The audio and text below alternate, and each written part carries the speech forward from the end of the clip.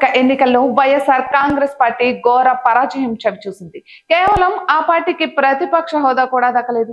Why not 175 అన్న నినాదంతో బరిలో దిగిన ఆ పార్టీకి కేవలం 11 స్థానాలు మాత్రమే దక్కాయి.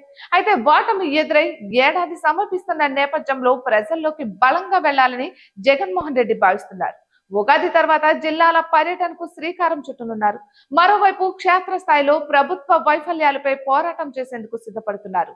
గ్రామ స్థాయి నుంచి జిల్లా స్థాయి వరకు కొత్తగా కమిటీలను ఏర్పాటు చేయనున్నారు. పార్టీని క్షేత్రస్థాయిలో మరింత బలోపేతం చేయనున్నారు. ఇక సార్వత్రిక ఎన్నికలకు ముందు చాలా మంది వైఎస్ఆర్ కాంగ్రెస్ పార్టీ శ్రేణులు కూటమి పార్టీలో చేరాయి. ఫలితాల అనంతరం కూడా చాలా మంది నేతలు బయటకు వెళ్లిపోయారు. ఇక ఇప్పుడు అందుకే గ్రామ స్థాయి నుంచి నియోజకవర్గ స్థాయి వరకు వెళ్లిపోయిన నేతల స్థానంలో కొత్త వారిని నియమించాలని జగన్మోహన్ రెడ్డి భావిస్తున్నారు. క్షేత్రస్థాయిలో పార్టీ కోసం పనిచేస్తున్న నాయకులు, కార్యకర్తలతో వాటిని భర్తీ చేయనున్నారు. కూటమి ప్రభుత్వ వైఫల్యాలను జనంలోకి తీసుకువెళ్లే సామర్థ్యం ఉన్న వారిని ఆయా పదవుల్లో నియమించనున్నారు.